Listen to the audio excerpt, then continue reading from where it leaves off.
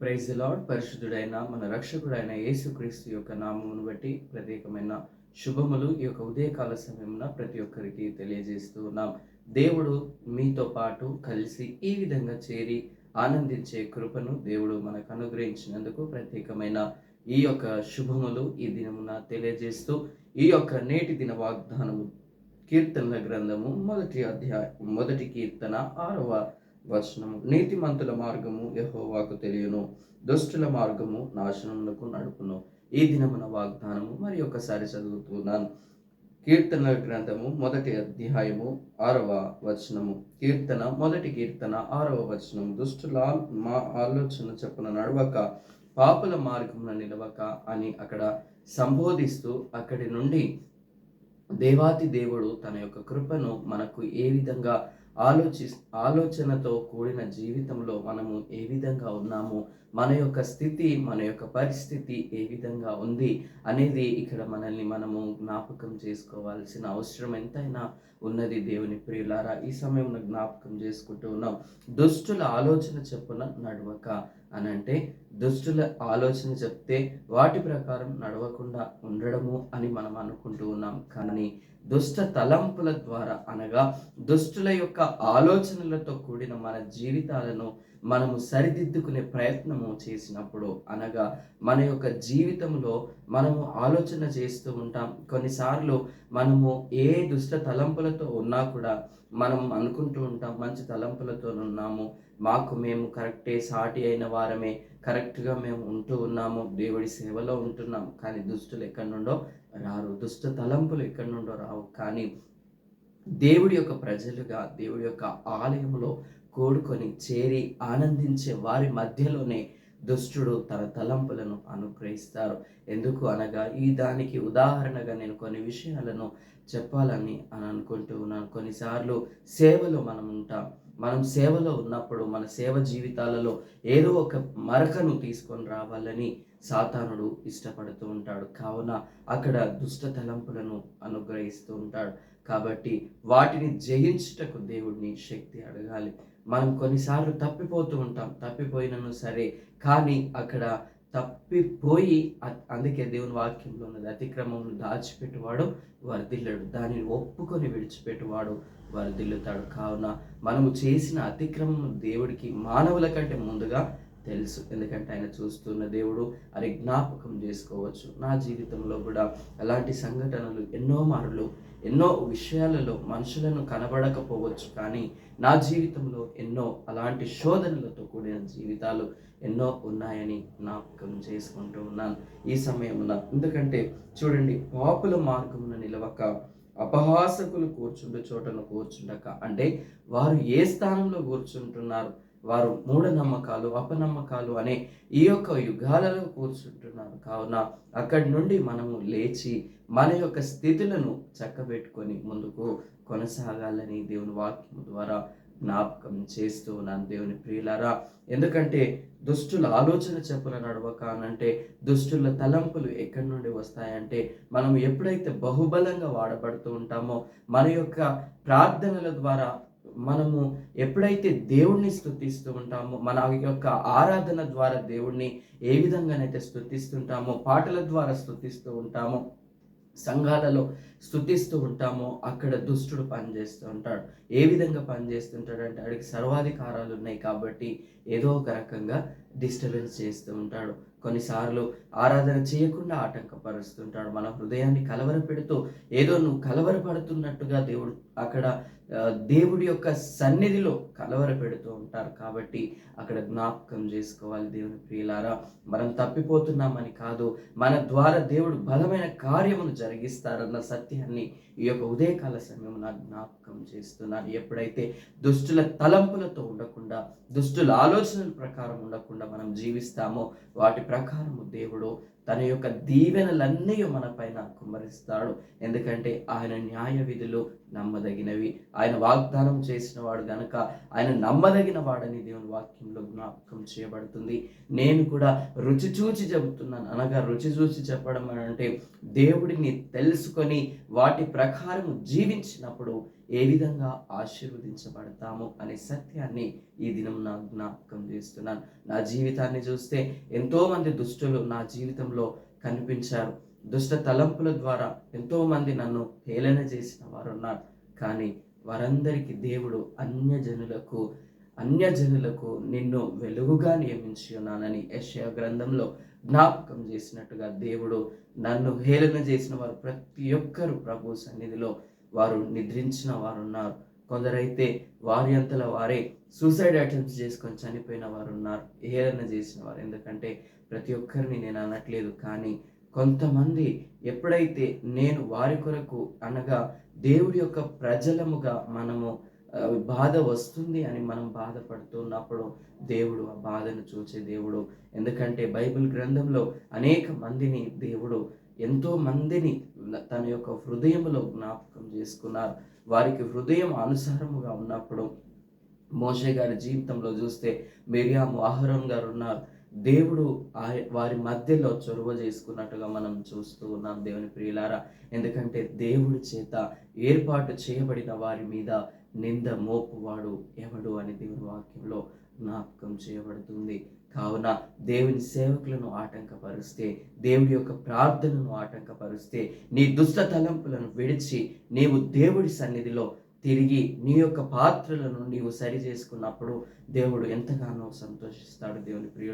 దేవుని ప్రియులారా, మీరు జ్ఞాపకం చేసుకోవాల్సిన విషయం ఇక్కడ చూస్తూ ఉంటే, అపహాసకులు కూర్చుండే చోటను కూర్చుండక నీవు కూర్చున్న స్థానంలో కూర్చొని అపహాసమైన వాటిని నీవు చేస్తూ ఉన్నప్పుడు దేవుడు ఎంతగానో దుఃఖిస్తూ ఉంటాడు. అందుకే పరిశుద్ధాత్మను దుఃఖపరచకూడి అన్నారు.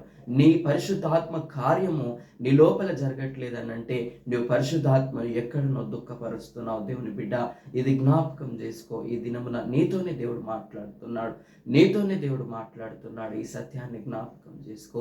ఏ స్థలంలో ఉన్నా నీవు తోడుగా ఉన్న దేవుణ్ణి మర్చిపోయి నీవు ప్రవర్తిస్తున్నావు. ఆ ప్రవర్తన నుండి నీవు తొలగి దేవుని మార్గములందు నీవు సరిగా నడిచినప్పుడు దేవుడే తోడై ఉండి నడిపిస్తాడన్న సత్యాన్ని ఈ యొక్క ఉదయకాల సమయంలో జ్ఞాపకం చేస్తున్నాను. తర్వాత 2వ వచనంలో చూస్తే, యెహోవా ధర్మశాస్త్రమునందు ఆనందించుచు దివారాత్రము దానిని ధ్యానించువాడు ధన్యుడు. దేవుని యొక్క ఆజ్ఞల యందు మనం సంతోషించాల. దేవుడి యొక్క ఆత్మయందు మనం సంతోషించాల. ఇక్కడ జ్ఞాపకం చేయబడుతున్న మాట ఏంటిది అనగా, యెహోవా ధర్మశాస్త్రమందు ఆనందించుచు నీ తల్లిదండ్రులను సన్మానించు, నీ కుటుంబాన్ని ప్రేమించు, ఇతరులను ఎంతగా అంటే నిన్ను వలె నీ పొరుగు వారిని ప్రేమించుమని దేవుడు చెప్పిన మాటలన్నిటినీ విని వాటి ప్రకారం జీవించినప్పుడు దేవుడు నిన్ను అద్భుత రీతిలో అనేకులకు ఆశీర్వాదకరంగా దేవుడు దీవిస్తాడన్న సత్యాన్ని ఈ యొక్క ఉదయకాల సమయంలో జ్ఞాపకం చేస్తున్నాను. తర్వాత ఇక్కడ చూస్తే, అతడు నీటి కాలువన యోరును నాటబడిన ఆకు వాడక తన కాలమందు ఫలమిచ్చు చెట్టు వలె నుండును. దేవుడి ఎదుట మనము ఎల్లవేళలా పారే తోటగా ఉంటాం. పారే తోట ఏ విధంగా ఉంటుంది? ఫలములను ఇస్తుంది, పుష్పిస్తుంది, దాని యొక్క కాల ప్రకారం అది ఆకులు రాలుస్తుంది, తర్వాత తిరిగి పునర్జీవితముతో అది జీవిస్తూ ఉంటుంది. అదేవిధంగా మన యొక్క జీవనము, మన యొక్క ప్రవర్తన, మన యొక్క యథార్థతతో కూడిన జీవితము దేవుడి సన్నిధిలో ఈ విధంగా ఉంటూ ఉందని జ్ఞాపకం చేసుకుంటున్నాం. ఎందుకంటే దుష్టులు కూడా పుష్పిస్తూ ఉంటారు. ఎందుకంటే దుష్టుల క్షేమము చూసి అని భక్తుడు పాట పాడాడు. దుష్టుల క్షేమము చూసి నీతి వ్యర్థమని నేను అనుకొనగానంటే, నీతితో కూడిన జీవితము ఈ లోకంలో అక్కరకు రాదు. కానీ దేవుడి ఎదుట మన నీతి, మన క్రియలు, మన నీతితో కూడిన క్రియలు, నీతి న్యాయములను స్థాపించే దేవుడు. ఎందుకంటే అబద్ధములు యెహోవాకు ఏహములు అనేది మనకు తెలుసు. కానీ మనము ఆ అబద్ధములోనే బ్రతుకుతూ ఉన్నాం. కాబట్టి అబద్ధమనే అసత్యములో నుండి సత్యమనే దేవుని యొక్క నీతి న్యాయముల వైపు మనం నడిచినప్పుడు దేవుడు ఎంతగానో సంతోషించే దేవుడని జ్ఞాపకం చేస్తున్నాను దేవుని ప్రియులారా. అదేవిధంగా చూస్తూ ఉంటే, దుష్టులు అలాగున నుండక గాలికి చెదరగొట్టు పొట్టు వలె ఉంటారు. ఎందుకంటే కష్ట సమయాలు వచ్చినప్పుడు వారు వెళ్ళిపోతారు. ఏ విధంగా అంటే వారు దేవుడి మందిరంలో ఎల్లవేళలా ఉండడం కాదు గానీ, వారు తన యొక్క స్థిరమైన పునాదిని వారు కోల్పోతున్నారు. ఎందుకంటే వారు దేవుడి మందిరంలో నాటబడుతూ ఉన్నారు. కానీ నాటబడిన దానికి సారవంతమైన ఏరుగా వారు ఉండట్లేదు. వారి యొక్క ప్రవర్తన ఉండదు. వారి యొక్క క్రియలు ఉండవు. కానీ పైకి చూస్తేనేమో పచ్చదనంగా అంజూరపు చెట్టులాగా ఉండి ఫలములు ఇవ్వకపోతే వ్యర్థమని ఇక్కడ జ్ఞాపకం చేసుకుంటున్నాం దేవుడి ప్రియులారా. తర్వాత కాబట్టి న్యాయ విమర్శలో దుష్టులను, నీతిమంతుల సభలో పాపులను నిలువరు. దేవుడి యొక్క పరిశుద్ధమైన వాక్యము చెబుతూ ఉంది. దేవుడి యొక్క పరిశుద్ధమైన సంఘములో నిలబడతాం, కానీ ఆ సంఘములో పరిశుద్ధుల గుంపులో మనము ఉండం. కాబట్టి మనలను మనము పరిశీలన చేసుకొని దేవుడి సన్నిధికి వెళ్ళినప్పుడు మనము ఎంతమంది దేవుని యొక్క రక్షణలోనికి మన యొక్క చూపు ద్వారా, మన యొక్క ప్రవర్తన ద్వారా మనము ఇతరులను రక్షిస్తూ ఉన్నాం, కాపాడుతూ ఉన్నాం, దేవుడికి చేరుస్తూ ఉన్నాం అనే సత్యాన్ని ఈ యొక్క ఉదయకాల సమయంలో ఎంతైనా జ్ఞాపకం చేసుకోవాల్సిన ప్రాముఖ్యత మనకు ఉన్నదని జ్ఞాపకం చేస్తున్నాం. తర్వాత నీతిమంతుల మార్గము యెహోవాకు తెలియను, దుష్టుల మార్గము నాశనానికి నడుపును. ఇక్కడ చివరిగా వచ్చేసరికి నీతిమంతులుగా ఉన్న వారి మార్గం అంట దేవుడికి తెలుసు. నీతిమంతులుగా ఉన్న ప్రార్థన దేవుడు అంగీకరిస్తారు. నీతిమంతుల ప్రార్థన దేవుడు అంగీకరిస్తారు. ఎందుకంటే నీతిమంతులు చేయి మొరల పైన ఆయన యొక్క చెవులను ఆయన వింటూ ఉన్నాడు. దేవుడు ఆయన స్తుతుల మూలముగా నిర్మించుకున్న నీతిమంతులను దేవుడు ఎన్నడూ కూడా కదల్చడు అనే సత్యాన్ని ఈ యొక్క ఉదయకాల సమయంలో జ్ఞాపకం చేస్తున్నాను. తర్వాత దుష్టుల మార్గము నాశనానికి నడుపును. చూడండి, మనము దుష్ట తలంపులతో ఉంటే మన మార్గాన్ని మనమే కోరి తెచ్చుకుంటున్నాం, మన నాశనాన్ని మనమే కోరి తెచ్చుకుంటున్నాం అన్న సత్యాన్ని ఈ దినమున జ్ఞాపకం చేస్తున్నాను దేవుని ప్రియులారా. కావున మనము దేవుడికి ఇష్టమైన ప్రీతికరమైన వారముగా, నీతిమంతులముగా మార్చబడుతూ దేవుడి యొక్క రాజ్యములో తీర్చబడుతూ మనము అన్యాయమైన వాటిని చేస్తే మనము తప్పకుండా దేవుడి యొక్క శిక్షకు లోనవుతూ ఉంటాం. కావున మనము నాశనకరమైన మార్గంలోనికి పోక సత్యమైన మార్గంలోనికి వెళ్ళినట్లు దేవుడు తన పరిశుద్ధాత్మ శక్తిని మనకు అనుగ్రహించి బలపరిచి నడిపించుగాక. ఆమేన్. చిన్న ప్రార్థన చేసుకుందాం. సర్వశక్తిమంతుడైన తండ్రి, సకల ఆశీర్వాదములకు కారణభూతుడా, నమ్మదగిన దేవ, నీతి న్యాయములను జరిగించు న్యాయాధిపతి అయిన దేవానికి స్తోత్రములు. అయ్యా తండ్రి, నీ యొక్క కృప ద్వారా మీరు జ్ఞాపకం చేస్తున్నారు. దుష్టుల ఆలోచన చొప్పున నడవక, పాపుల మార్గంలో నిలవక అన్నారు ప్రభా. అయ్యా తండ్రి, అటువంటి విధంగా నిలవకుండానట్లు అయ్యా తండ్రి, మా దుష్ట తలంపులను వీడునట్లు మీరు తోడుగా ఉండి కృప చూపించండి. నీతి మార్గములు అయ్యా తండ్రి, యెహోవాకు నీతిమంతుల మార్గము తెలుసు అన్నారు ప్రభా. నీ నీతి మార్గంలో నడిపించండి ప్రభా. నీకు స్తోత్రములు చెల్లిస్తున్నా. అయ్యా తండ్రి, నీ యొక్క కృప ద్వారా అయ్యా తండ్రి, నీ యొక్క పరిశుద్ధాత్మ శక్తి తలంపు ద్వారా ముందుకు కొనసాగే కృపను అయ్యా తండ్రి, ఈ దినం నా అనారోగ్యములతో ఉన్న బిడ్డలను మీరు జ్ఞాపకం చేసుకోనండి ప్రభా. అయ్యా తండ్రి, సంఘములో నుండి అయ్యా తండ్రి అనారోగ్యంతో ఉన్న బిడ్డలను కూడా మీరు జ్ఞాపకం చేసుకోనండి. పేరు పేరు వరుసన అయ్యా తండ్రి, అన్యులలో నాయన అయ్యా తండ్రి, ఎంతమంది అయితే బిడ్డలు బాధపడుతున్నారు ప్రభా.